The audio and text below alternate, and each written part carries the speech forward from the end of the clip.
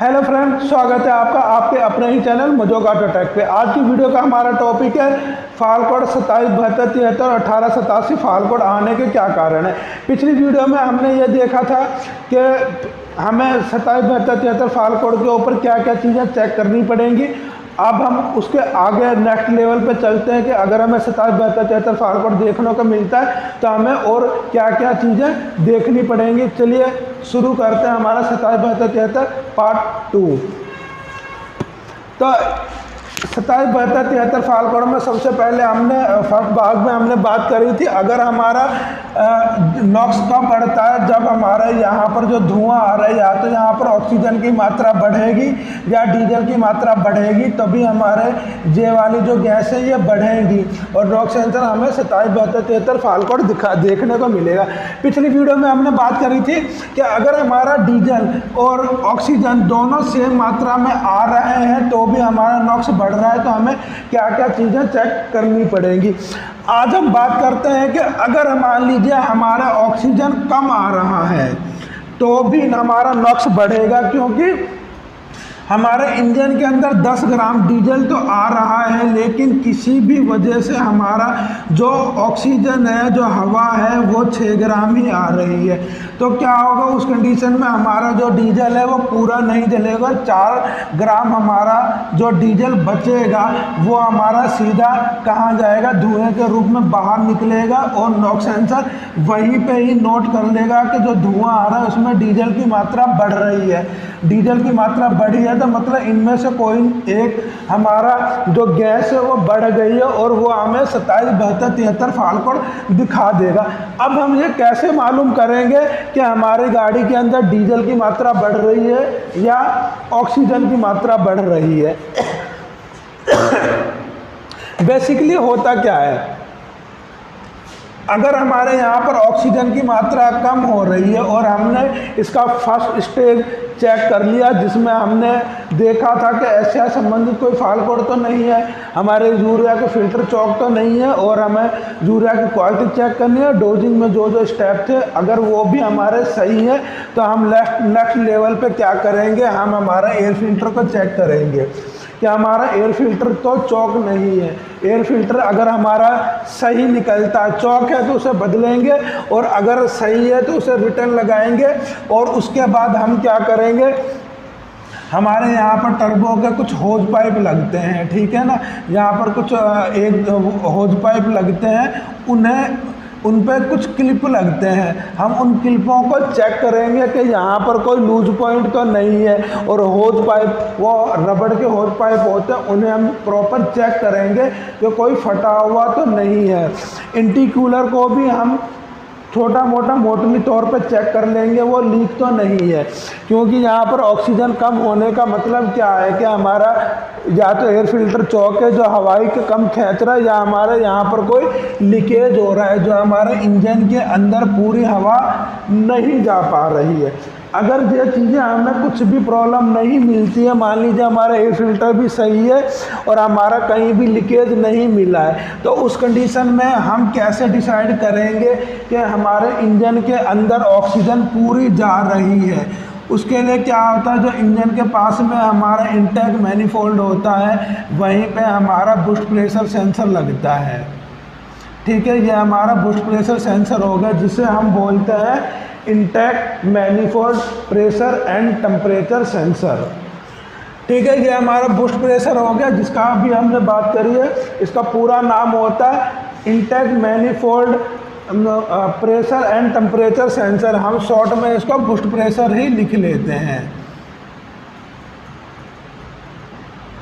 Boost pressure sensor, ठीक है। हम लैपटॉप को कनेक्ट करेंगे और डाटा में जाएंगे, आपको वहाँ पर इंटेक मैनिफोल्ड प्रेशर के नाम से मिल जाएगा। वहाँ पर हम ये देखेंगे कि हमारे जो टर्बो में से हवा इंजन के अंदर जा रही है वो प्रॉपर जा रही है या नहीं जा रही है, तो हम उसे चेक करेंगे। चलिए आगे बढ़ते हैं। तो हम बूस्ट प्रेशर को चेक करेंगे, उससे पहले हम बात कर ही चुके हैं। फर्स्ट स्टेप पे हम हमारा जो एयर फिल्टर है उसे चेक करेंगे वो चौक तो नहीं है। दूसरा होज पाइप को चेक करेंगे वो लूज तो नहीं है या फटा हुआ तो नहीं है। तीसरे स्टेप पे हम चेक करेंगे इंटरकूलर हमारा कहीं से लीक तो नहीं हो रहा है। चौथे स्टेप पे हम चेक करेंगे हमारा बूस्ट प्रेशर कितना है, यानी इनटेक मैनिफोल्ड प्रेशर हमारा डाटा में कितना बता रहा है उसे चेक करेंगे। चलिए चौथे स्टेप पे हम चेक करेंगे हमारा इनटेक मैनिफोल्ड प्रेशर कितना जा रहा है। इनटेक मैनिफोल्ड प्रेशर मतलब जो हमारे इनटेक मैनिफोल्ड पे बूस्ट प्रेशर सेंसर लगा हुआ है वो हमें ये बताता है कि हमारा जो ये टर्बो हम जहाँ पर इंजन के अंदर हवा फेंक रहा है वो कितने दबाव पर होना चाहिए। अगर यहाँ पर हम दबाव की बात करें तो ये हमारा हाई आरपीएम पर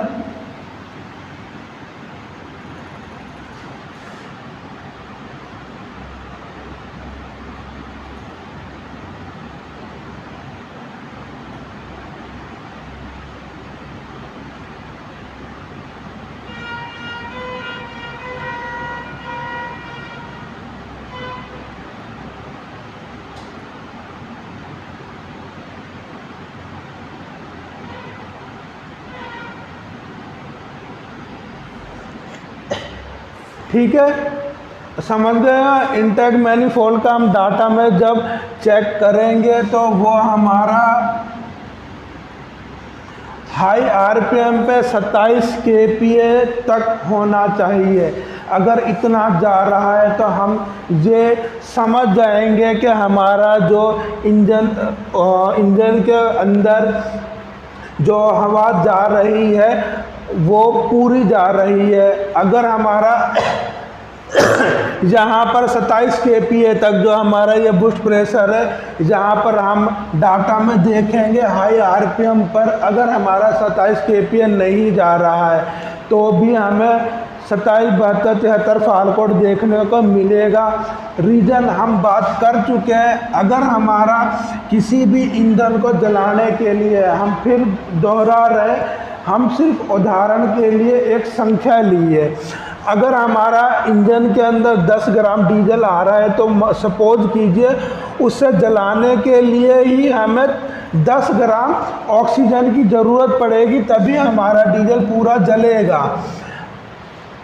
अगर हमारा डीजल तो पूरा आ रहा है लेकिन ऑक्सीजन हमारी कम आ रही है, यानी जब हम यहाँ पर देखेंगे, यहाँ पर मान लीजिए हमारा 27 ना आके हमारा 15 kPa ही मिल रहा है आपको, ठीक है। तो मतलब हमारे यहाँ पर ऑक्सीजन कम आ रही है। ऑक्सीजन जितनी कम आएगी उतना ही हमारा डीजल बिना जला हुआ बच जाएगा। वो बच के जाएगा कहाँ? वो कोई वापसी टैंक में तो जाएगा नहीं, क्योंकि जो हमारे पिस्टन पे इंजेक्ट हो चुका है वो डीजल कहीं नहीं जाना है। वो हमारा इनटेक मैनिफोल्ड में से होता हुआ यहाँ पर आएगा। नॉक्स सेंसर वहाँ पर डिटेक्ट कर लेगा कि इसमें डीजल की मात्रा आ रही है। डीजल की मात्रा आ रही है मतलब हमारा ये कोई ना कोई हमारा गैस है वो बढ़ रही है। वो हमें कुछ नहीं बताएगा, वो हमें सिर्फ 27, 72, 73 फाल्ट कोड दिखा देगा। तो हमें ये चीज़ ज़रूरी देखनी होगी कि हमारा 27 kPa जा रहा है या नहीं जा रहा है। अगर नहीं जा रहा है तो हमारा 27, 72, 73 फाल्ट कोड आएगा। आप चाहे जितनी बार नॉक्स सेंसर बदल लीजिए। नॉक्स सेंसर बदलने से क्या होगा? कुछ नहीं होना है। उसका जो काम है वो तो कर रहा है, वो हमें 27, 72, 73 फाल्ट कोड दिखा रहा है। आपका धुआं बढ़ रहा है। आप बार बार नॉक्स सेंसर बदलते रहिए, बार बार कैलिब्रेशन करते रहिए, गाड़ी की प्रॉब्लम सॉल्व नहीं होनी है। गाड़ी की प्रॉब्लम सॉल्व होने के लिए 27, 72, 73 के लिए जो हमने फर्स्ट इसका पार्ट 1 देखा था उसमें वो चीज़ें चेक करनी है। अगर वो सही है तो हमें नेक्स्ट लेवल पे ये चीज़ें चेक करनी है। आपको इनमें से कोई ना कोई प्रॉब्लम मिलेगी। 27, 72, 73 फाल्ट कोड आने के रीज़न ढूंढने हमें क्यों आ रहे हैं। आप उस चीज़ को जब पकड़ के प्रॉब्लम सॉल्व करेंगे तो बार बार गाड़ी नहीं आएगी। ये सारी चीज़ें एक ही बार में हो जाएंगी।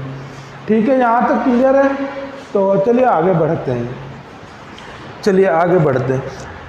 5वें पॉइंट पे हम चेक करेंगे जो हमारा टर्बो चार्जर होता है उसके अंदर वेस्ट गेट होता है, वो चेक करेंगे। उसकी एक रोड होती है, सेटिंग होती है और बटरफ्लाई होता है छोटा सा। वो काम क्या करता है, अगर हमारे टर्बो के आरपीएम ज़रूरत से ज़्यादा किसी वजह से बढ़ गए हैं तो हमारे इंजन में हमारा जो टर्बो है वो यहाँ से जो प्रेशर का दबाव ज़्यादा नहीं डाले, उसके लिए हम टर्बो में ही एक वेस्ट गेट होता है जो हमारे एयर को जहीं के जहीं बाहर रिलीज कर देगा। कई बार क्या होता है, जो हमारा जो वेस्ट गेट है, ये इसका जो बटरफ्लाई होता है उसकी एक सेटिंग भी होती है, वो ख़राब हो जाती है, तो हमारा क्या होता है, टर्बो की एयर यहीं से ही रिलीज होने लग जाती है और हमारे इंजन में पूरा नहीं आता। वैसे तो आप सभी लोग टर्बो के वेस्ट गेट के बारे में जानते ही होंगे। अगर आप नहीं जानते तो मुझे कमेंट सेक्शन में बताना, मैं उसके ऊपर एक छोटी सी अलग 1-2 मिनट की वीडियो बना के अपलोड कर दूंगा कि टर्बो के वेस्ट गेट को हम किस प्रकार से चेक कर सकते हैं। छठा हमारा जो पॉइंट होगा चेक करने का, ऐसा भी पॉसिबल हो सकता है कि हमारा जो टर्बो होता है वो ही ख़राब हो, उसके जो अंदर ब्लेड होते हैं या चाल हो जाती है, टर्बो भी हमारा ख़राब हो सकता है। छठा जो हमारा पॉइंट होगा चेक करने का।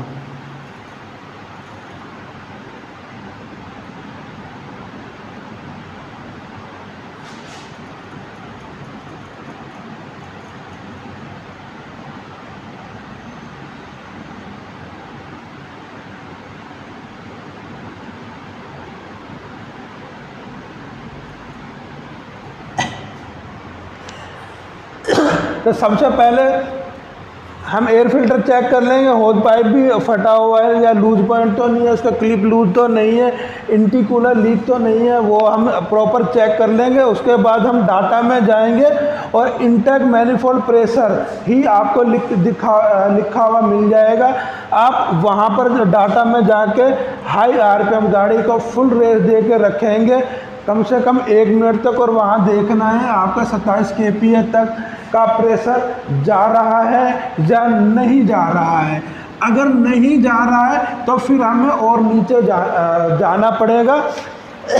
अगर जा रहा है तो ठीक है, फिर हमें यहाँ पर नहीं करना है, तो हमारे टर्बो के वेस्ट गेट भी चेक करने की ज़रूरत नहीं पड़ेगी, क्योंकि हमारा 27 kPa तो जा रहा है ना। अगर कम जा रहा है तो फिर हम और नीचे आएंगे।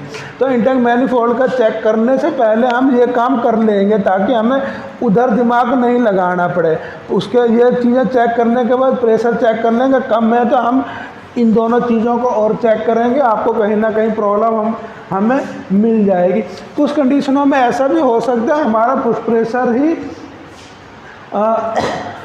डाटा कम दे रहा हो। अगर पुश प्रेशर डाटा कम देगा तो हमारा 27 72 73 को फॉल्ट कोड नहीं आएगा, क्योंकि वो हमें डाटा गलत दे रहा है लेकिन ऑक्सीजन तो पूरी जा रही है ना, तो उस कंडीशन में 27 72 73 फॉल्ट कोड नहीं आएगा अगर हमारा पुश प्रेशर भी ख़राब हुआ तो अगर हमारा 27 72 73 फॉल्ट कोड आएगा तो हमें ये चीज़ें चेक करनी पड़ेंगी।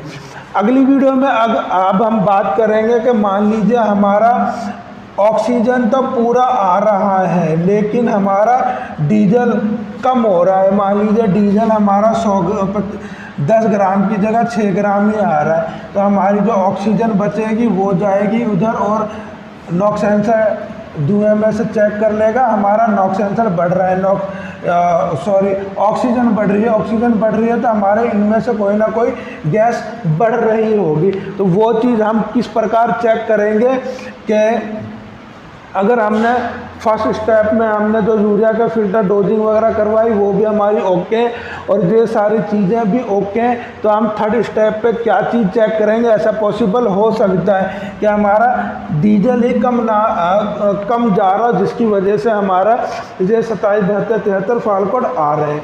तो उसके बारे में हम नेक्स्ट वीडियो में बात करेंगे। आज की वीडियो के लिए बस इतना ही। उम्मीद करता हूँ आज की वीडियो आपको पसंद आई होगी। अगर वीडियो पसंद आए तो वीडियो को लाइक कीजिए, शेयर कीजिए। अगर आप चैनल पर नए तो चैनल को सब्सक्राइब जरूर कर दीजिए, क्योंकि हम इसी प्रकार की वीडियो बनाते रहते हैं। मिलते हैं नेक्स्ट वीडियो में किसी और टॉपिक के ऊपर। तब तक खुश रहिए और हमेशा कुछ ना कुछ नया सीखते रहिए।